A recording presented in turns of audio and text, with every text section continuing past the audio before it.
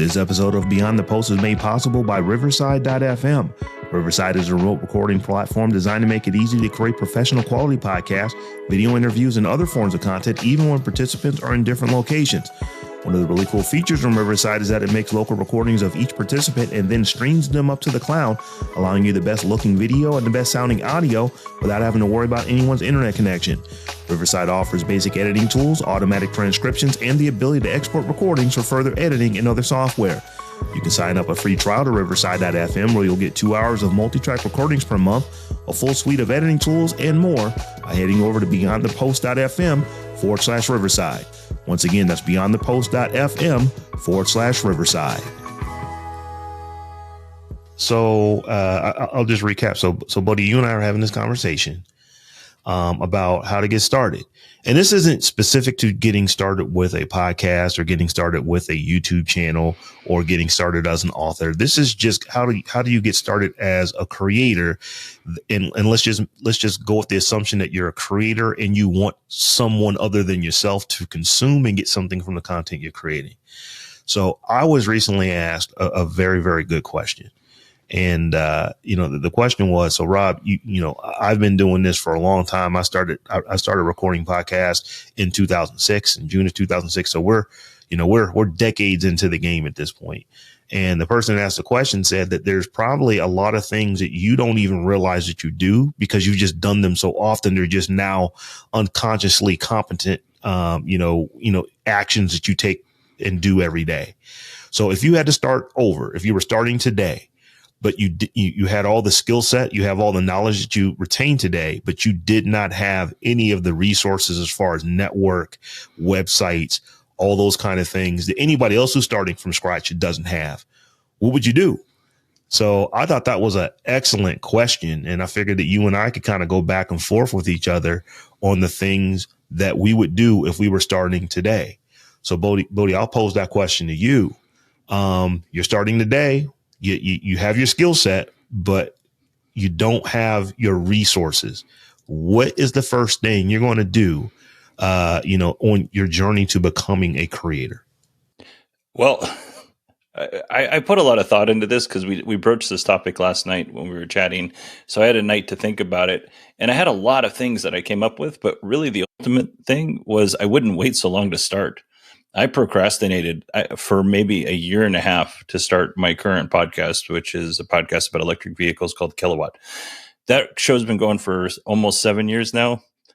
And I waited so long to start it. Like I could have jumped in and I was still one of the first electric vehicle podcasts out there, but I could have been within the first 10 electric vehicle podcasts out there at the time. But instead, I was kind of paralyzed with a little bit of fear. I'm generally a shy person, but also a little bit of imposter syndrome. So it took me a really long time to get that show up and going. And then it took me even longer to kind of figure out how to talk into a microphone. My first, let's say, 30 episodes are pretty terrible. And then they just get slightly less terrible after that. What are your thoughts, Rob? I'm on the same line about starting today, maybe for a bit of a different reason. Let me explain. One of the things, and it doesn't matter if you want to write. If you want to podcast, record. If you want to create videos, shoot. If you want to be an editor, edit. The things that you want to do them to get a level of competence at them and skill. Because here's the thing that I don't know that a lot of folks are going to tell you, but this is the honest truth. Your first blog post is going to suck compared to your 50th one. Your first podcast episode is going to suck compared to your 50th one. Even if you get to 50, here's the thing, you and I are, I'm doing the air quotes for folks who cannot see us right now, but we are podcasters. 90% of podcasts don't make it past episode 3. If you've only recorded 3 episodes, you can't possibly have developed a skill at doing podcasting unless you are already recording some other podcasters. So for you and I, for what we're doing with Beyond the Post, this is not our first rodeo. We've done other shows before, multiple other shows before. So we're bringing a skill set to something new. But if you're starting off doing you're creating your first YouTube video and you've never done it before, you're creating your first TikTok, you're creating your first Instagram reel, you're creating your first blog post, your first podcast, whatever the case is, and you've never done it before, you've got to get the repetitions in.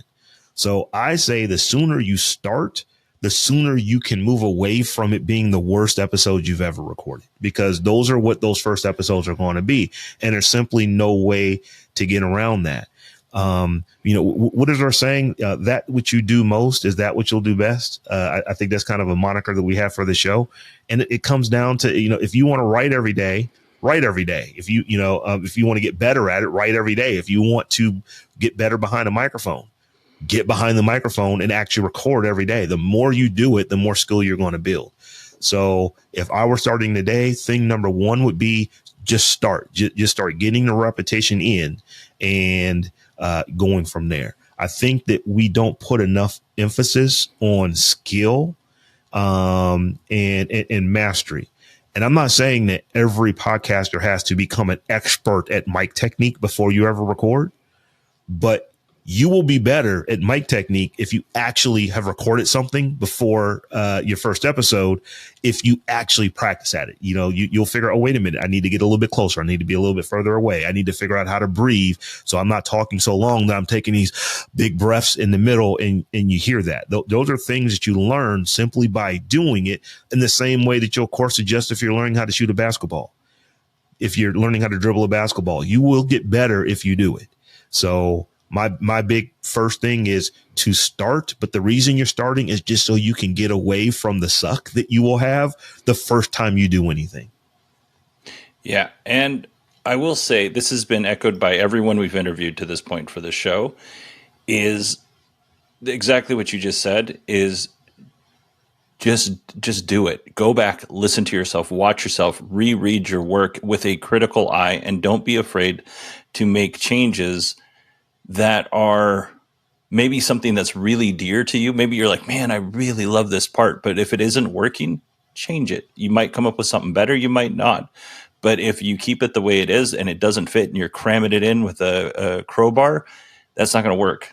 It's going to feel like it's being crammed in with a crowbar. You got to be able to go back and look at your work and have a critical eye, as Roger Cheng will say on a future podcast that you'll listen to if you continue to subscribe. Absolutely. And I agree with that 100%. So, Bodie, we definitely have to give the folks more than just these ethereal things. Well, just start today, because that sounds almost platitudinous. Well, just start, because once you start, then you're not, in a situation where you haven't started. But when it comes to a real skill, when you think about a real thing that you do, it's like, what? If I was going to start whatever it is you're going to start today, here's thing number 2 that I would do. Yeah. Thing number 2 I would do, and we've kind of hit on it a little bit, is practice, and be okay with posting things that are terrible. People are going to have opinions. And if they email you their opinions, positive or negative, they're still listening. So they thought enough to send an email. As you go further, you get a little bit more numb to those emails. I haven't got a lot of hate in the 6-7 years that I've been doing my show, but people are going to email you and they're going to say things. Maybe they mean to be mean, or maybe they mean to be constructive criticism. Take it with a grain of salt and be willing to change. Like this, you're kind of making yourself vulnerable. Like right now, one of the things I'm really bad at is I'm not looking at the camera. Because I don't like looking at the camera. It makes me feel uncomfortable. I have to go back, and when I'm editing all these, I have to look at myself looking down, looking at my sheet of paper over off to the right, looking up and to the left, as Rob says. Recognize where your weaknesses are, and then confront them and fix them, or at least do your best. Some things you're not going to completely do away with. What about you, Rob? So, for any type of creator, second thing I want to do after I actually just start creating content, and some are saying, will probably say, so Rob, you probably should have thought about this first. I'm purposely putting the thing I want to say second is that you should absolutely define who the content you're creating is for, why they should listen to it, why you're the one they should listen to, and what they will get if they listen to you. So ultimately, who should listen? Why should they listen? Why should they listen to you? And what will they get from it if they do? When you can define those four things, I think that your opportunity to create content becomes much more clear. One of the questions I hear a lot is that I'm just trying to find my audience. And if you're trying to find your audience isn't necessarily trying to find you. It's like, you have to, you kind of have to know who it is you're talking to. You want to know, at least in your mind's eye, this is the person that I'm talking to. And I also say that shouldn't be a group. From a podcasting standpoint and from a reading standpoint, those are very, very personal things. People generally listen to podcasts alone or by themselves. People almost always read to themselves, not reading out loud to a group. So when you're writing something, write to the person, don't write to the group. When you are recording a podcast, record to the person, don't record to the group.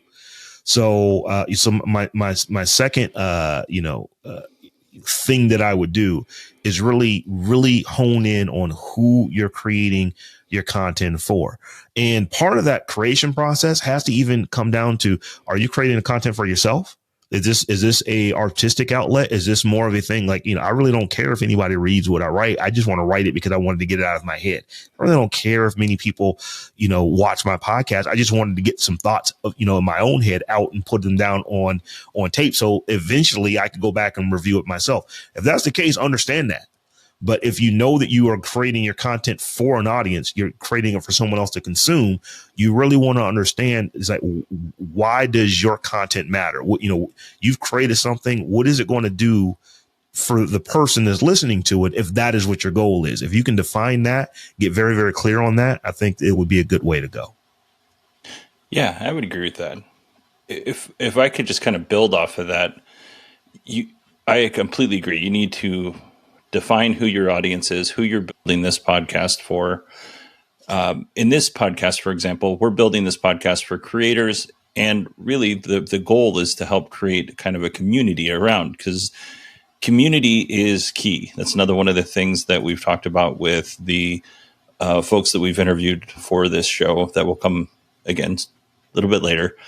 But you have to have people around you, whether that's a network of other creators, or that's your audience, or that's just people that you can mentor and reach out to, or be mentored by and reach out to when you're having a hard time. I'll give you an example. For me, I did not reach out to anybody for like probably 4 or 5 years before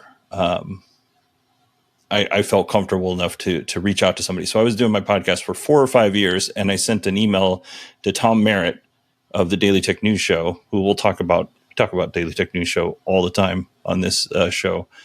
But Tom very nicely emailed me back, say, it sounds like you know a lot about EVs. Would you be interested in coming on one day? I said, absolutely. That was not my goal, but I reached out to him for a different reason. That was really cool of him to do. I was on a show with Allison Sheridan, Rod Simmons, your co-host on SMR podcast, and Howard Yermish. The connections I took away, I made connections with folks at DTNS, but I took away connections with Rod, Allison, and Howard, who I'm still in contact with currently. And through those connections, I met Rob. And, you can't do this on your own. Even if you're a single mic podcast, you have to have people that you can reach out to, that you can bounce things off of, that you can have maybe even come on your show and give a different perspective. But it's that you're just sitting in an echo chamber if you're by yourself. When you have those other people who want to see you succeed, they're going to help you out. They're going to give you that feedback that you need, that maybe you don't see yourself. And then you can do the same. And it just kind of builds that community bond even stronger. So Bodie, thing number 3, and we definitely want to get into some tactical things that folks could do. But what is the third thing that you're thinking about when it comes to I'm getting started building this thing? here is what I want to do at the beginning of that journey? What is the third thing you're doing at the beginning of that journey? Ooh, you know, I don't want to put too much emphasis on tech, but I had a ratty microphone.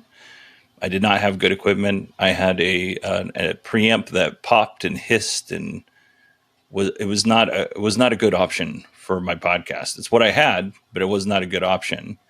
Right now, for like $79, you can buy, what is that microphone that we like? There are two: the Samsung QU2 or Q2U, or the Audio Technica ATR 2100. They are both excellent. They're excellent. They sound really good. Yep. And if you're doing anything, and again, this goes back to what we're going to talk about throughout the season, is if you're doing anything, your audio needs to be above reproach. Like if you have bad audio, it's going to be really hard to watch and extremely hard to listen to. Even with video, audio is half of it. Half the experience is what you listen to. Some would argue that it's even more. But you gotta have, I am the furthest thing from a microphone snob, but there are differences in microphones, and people telling you that you have artifacts in your sound, or people telling you that I can hear everything. I can hear the cat, scratching. I can hear the dogs outside barking. I hear cars going by. You can't get upset with that if you purchase the wrong type of microphone, even if you've purchased the wrong type of microphone. Sometimes a reset. I just had this conversation with someone, a young woman recently. She just simply bought the wrong type of microphone, and she's trying to do all of these things to make that microphone that's the wrong type of situation for her situation. And the easiest thing to do is simply say, you know what? I missed it on this. I didn't do the research first. Now I've done it. Let's go back out and buy the right type of microphone for my environment and the type of recording that I'm doing. Yeah. And we could even go with, because we're concentrating kind of on podcasty mics, but we could go with, if you're creating TikTok content, for instance, or YouTube content, and you don't have a microphone in front of your face, they make lavalier mics that are USB mics. They're really good. Anchor makes a really good one. Rode makes a good one. They're not cheap by any stretch of the imagination, but your sound is going to be so much better. Like, think about when you watch a YouTube video or you watch a TikTok or an Instagram, and it sounds like somebody's inside of a cave. There's so much echo. If just a little bit of treating your room with some sound dampening, that is going to improve your overall video quality by a significant amount. And it's not, your content is really important. If it's really important and compelling to the listener or the viewer, they're going to listen to a certain extent. But if you want to sound professional, get yourself some good audio equipment, and then also, be in a room where the sound doesn't bounce off of every single wall. Try to minimize that as much as possible.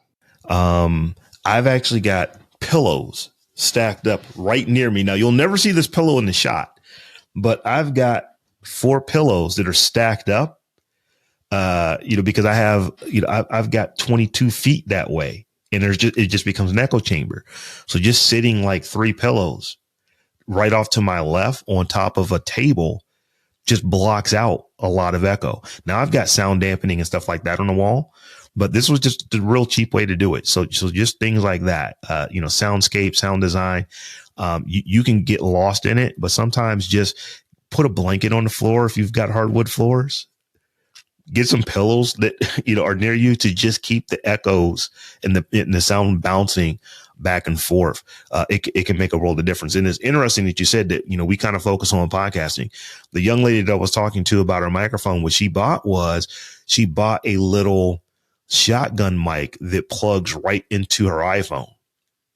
And so she's taking this mic, and then she's getting, she's got a ring light set up. She's got this little shotgun mic, and then she's standing probably 6 feet away from her iPhone. And it's still picking up everything. So she's shooting videos, it's still picking up everything in the room, because even though it technically is called a shotgun mic, it's not directional. It's just a little cheap $30 mic that she bought, for her phone, and it's not getting her the results that she was wanting to get. So she ended up buying one of these. I want to say she spent maybe $100 on it. DJI is the name. It's either Deity or DJI. I can't remember which one she ended up going with. DJI has a single lavalier mic. Yeah. So that's what she ended up going. So it's a lavalier mic that she can, clip to her shirt, or inside of her shirt, or however she wants to set it up. And then there actually is a receiver part that plugs into her iPhone. And regardless of how far away from the camera she gets, she sounds like she's talking right at the microphone, because the microphone literally is right at her chest level. So just little things like that make a world of difference, because it is psychologically hard to listen to bad audio. You'll watch things that are grainy, but it is really hard to listen to things that are staticky or echoey, or you just don't have good sound. And one more thing on the sound dampening: if you live in a small apartment or a smaller home, or the room that you're recording in is small and it's used for multiple purposes, and you're like, man, I don't want to put these ugly, sound dampening panels on my walls. They make some that look like artwork. So you can do that as well. You could put a carpet down. You could do this, and still keep your living space nice and not look like, I don't know if I look like I'm in a cave, but this is definitely more black than what's in the rest of my house. Well, and you've got nice ones. I have the cheap foam panels that might have been, I think you get like a 12 pack for $15 or something like that. Yep. And they look horrible. So what did I do? When I say I'm talking about my daughter, because my daughter is the one who, put the nice lights behind me and this and that and the other. But she's like, Dad, you just can't have those crappy looking panels up on the wall. So she went to Five Below and she bought $5 worth of lights at Five Below, and it makes those panels look way better. So, the things we're talking about now have a cost. Bodie, I am not one of those folks who will tell you that you can do everything for free. There are a lot of things that you can do for free. But you're never going to hear me say, just get started. If you want to record a podcast, record it on your microphone record it on your phone with no third party microphone. You're never going to hear me say that, because every podcaster that does that sounds like a podcaster that does that. And you never listen to them. You don't take them seriously, because they truly sound terrible compared to somebody who may have spent $20, $30 on an actual microphone. So, when it comes to, oh, wow, I'm in a really square room with hard angles on everything, and I just get a lot of echo in here. You may need to go to, the store and buy some throw pillows and just throw some pillows around, put pillows on your couch, pillows on the floor, just wherever you're getting that echo from. Some of those things you need to do. And yes, there's an associated cost with that, but, I don't want to make an assumption, Bodie, but I would imagine a lot of folks that are listening to us, they are looking to do this creator thing for profit at some point.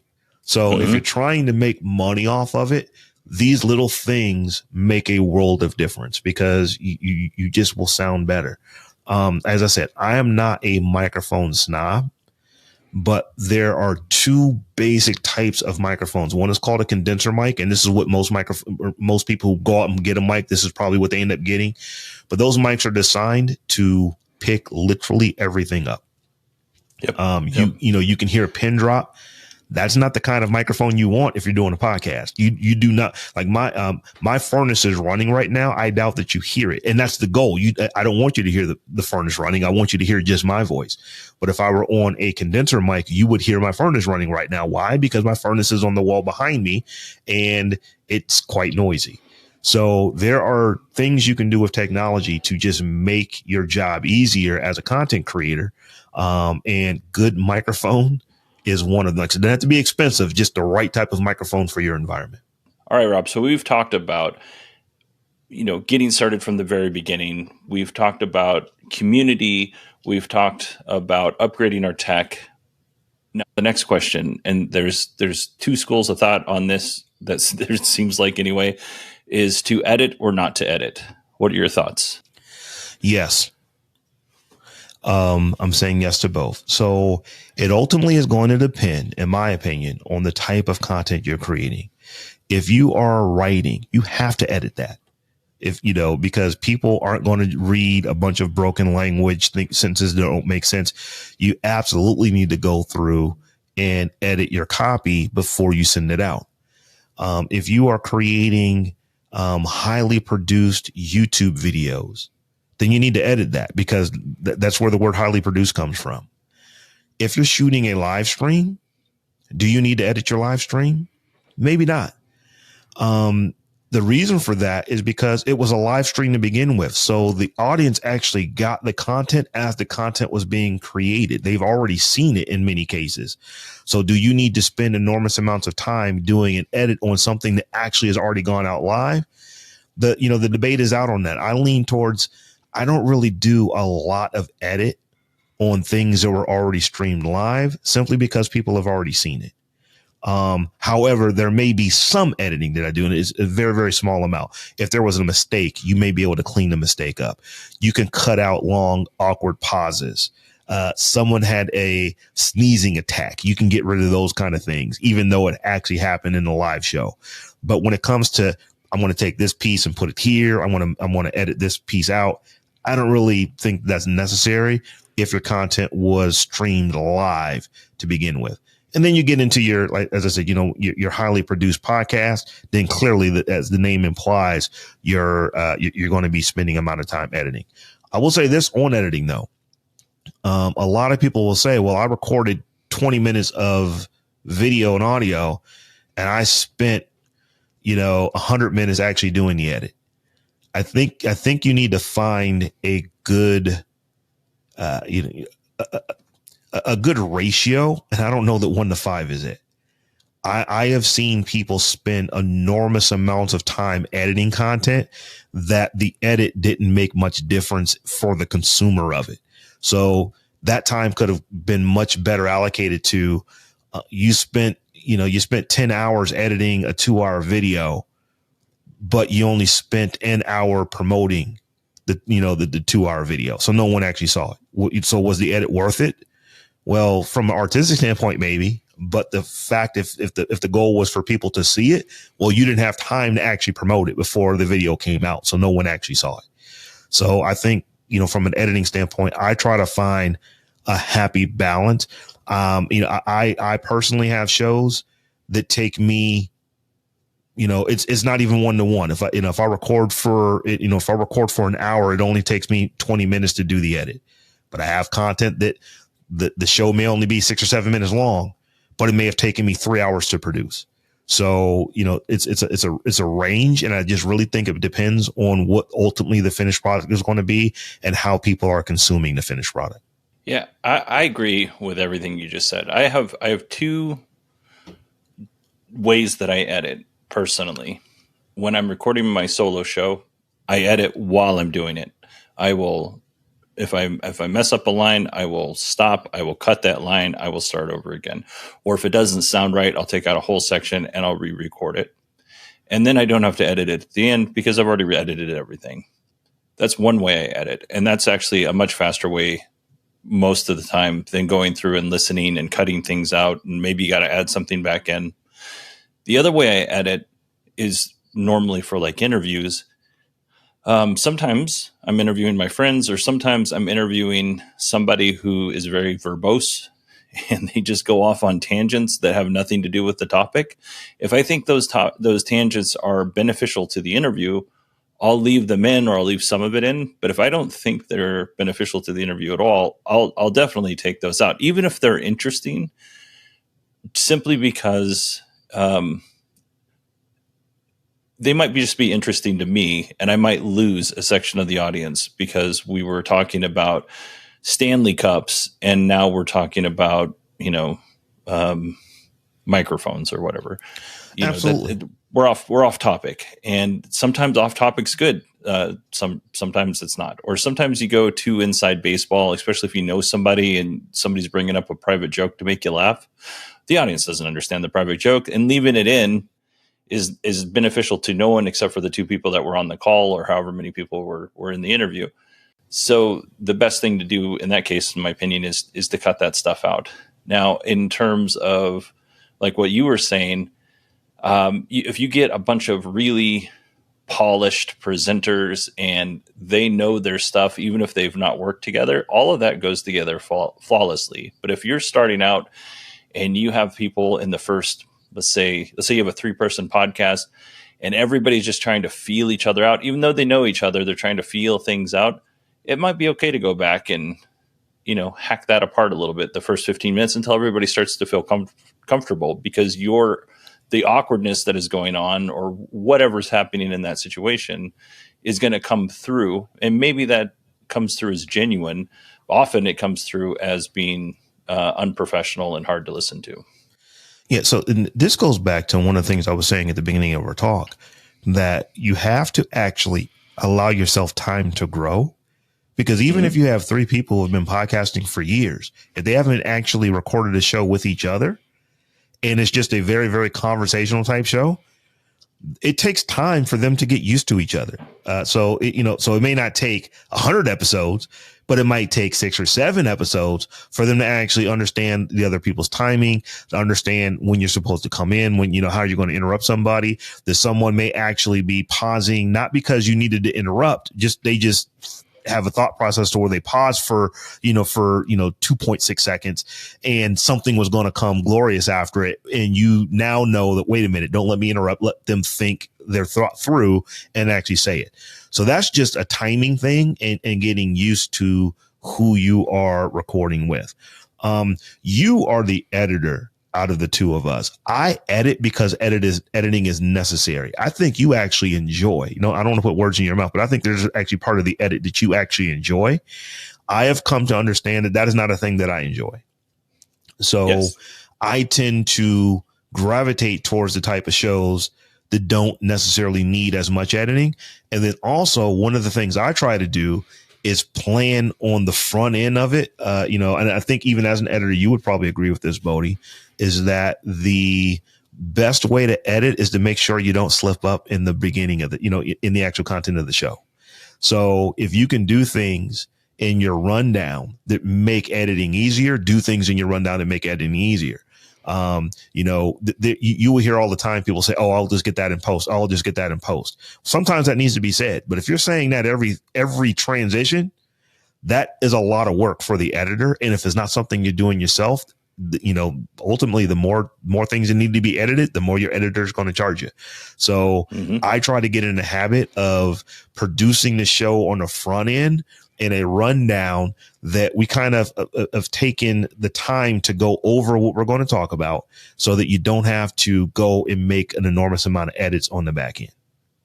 Yeah, 100%. But once again, that is a personal preference. That is just because I am not someone that likes to spend tons of time in Ableton or Adobe Premiere or DaVinci Resolve or whatever the case is. Yeah, I can say from experience that if you just get a group of people together, or you and a friend, and you talk without a plan or an outline or anything, if you just get together and you chat and then you want to go back and edit that mess later, good luck. Because when you take out a certain section because you're like, oh, well, maybe we shouldn't have said that because we're talking about somebody else and that might hurt their feelings. Well, later there might be a callback to that same thing. And if you didn't cut that second thing out, people are going to have no idea what you're talking about. Like there's a whole art to this. And especially people, and this might be something we want to touch on a little bit in our Patreon section, Rob, but how long should your podcast be? Your podcast doesn't need to be 3 hours long. That is a really long time to ask somebody of their time. If you're Joe Rogan, 3 hours long is fine. If you're just starting out, set your sights more realistic. No longer than it needs to be. Not a second. Yeah. It needs to be as long as it needs to be, but not a second longer. That is the answer that I give everyone, because we cannot tell you how long your show should be, because we don't know what your content is. We don't know what message you're trying to deliver. We don't know how you're trying to convey the message to your listeners. That's something that you're going to ultimately have to figure out, and you will find a sweet spot to where a show that was only 37 minutes felt like it was a little too short. A show that was 58 minutes felt like it was too long. So you know that your sweet spot is probably somewhere in the 43 to 47 minute range. But it takes time, it takes practice, it takes effort to actually figure that out. And you'll kind of get to, I'm doing air quotes for folks who are listening right now. It just feels right. It feels like it was the right amount of time. And I know that is very, very subjective, but it is a thing. The things that we're doing as far as creating this content, there is an art form. It is an art form. There is an artistic component to it. And how do you know when, the painting is done? Because you know that the painting is done. Yep. No one can tell you that. It's just, it feels right. It felt like I need no more strokes on this. And you're going to find that that's going to be the same case when it comes to podcasting, when it comes to YouTubing, when it comes to TikToking, when it comes to Instagramming. What feels right is what feels right. And it is a very subjective thing. So I will always stick with your content needs to be no longer than it should be, but it needs to be as long as it should be. Yep. If you're repeating, talking points that you've already beat to death, that's time to either move on to a new topic or end the show is my general feeling on that. I am a big tell them what you're going to tell them, then tell them what you told them. But if you get into round 4, round 5, round 6, you probably need to trim that down a little bit. You don't need to say the same thing more than 3 times in an episode. So, Rob, I'm going to ask you to do me a favor and break that down for the audience, because we've talked about this so many times. But tell them what you're going to tell them, and then tell them what you told them. What does that mean to you? So this comes back from an old journalism class I had in high school, where our instructor, English teacher, journalism teacher, whatever we want to call her, one of the things she would say is that when you are creating copy, and you want it to be compelling, and this is not a hard, fast rule. It was just a rule that worked for me, throughout my career, is that you tell someone what you're about to tell them. Then you tell them the thing that you just told them that you were going to tell them. And then you reiterate the thing that you just said, that you just told them. So it's tell them what you're going to tell them. Then you tell them. Then you tell them again what you told them. Yep. And generally, when you hear that thing for the 3rd time, that's where you're going to get resonance.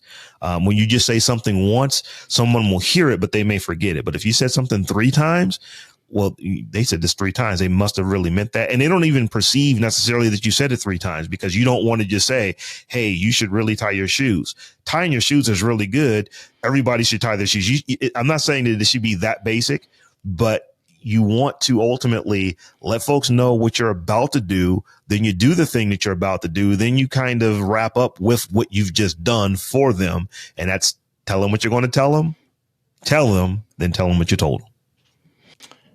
Yeah. You know what, Rob, I think, because I want to go on to this further, but I think this might merit its own show, this topic right here, because there are a variety of different ways and techniques to do that. Mm-hmm. In the different mediums that people might be wanting to experiment with. So let's stop here, and can you tell people what we might be talking about, or what we will be talking about in our extended show? So we're going to do a little bit of an extended show. This is an experiment that Bodie and I are running, to where we don't want to make these podcasts be too long, but we want to keep our conversations going. So we're going to put some stuff behind our Patreon paywall. And I believe in today's, after show, for a lack of a better word, we're going to be talking about, a few topics. One of them is just audience growth, and how Bodie and I both feel about growing the audiences, and how growing those audiences can actually be done effectively. Because ultimately, as I said, it may not be your motivation, but I would imagine that most people who are listening to us talk today, their motivation is to actually put this content in front of an audience, and that audience is going to respond and react to that content in some form or fashion. So if that is what you are interested in, you definitely want to check us out in our paywalled content that we're going to be throwing up here. So folks, I want to thank you for checking us out in one of these between you know what? That's Bodie. I'm just having a thought right now. Between the post? Between the post. Dude, that's a good idea. We've got beyond the post, These are going to be between the posts. Oh, and leave this in. This is content that people need to hear. So this is Bodie and Rob building a podcast in real time. So these episodes we are going to title Between the Posts. That's great. So for folks who have been listening, for our regular listeners of Beyond the Post, this was a Between the Post episode with just Bodie and Rob, where we are talking about all things getting started. So that's something you're interested in. Check this out. And if you just listen to it, we appreciate you for hanging out with us for the last half hour.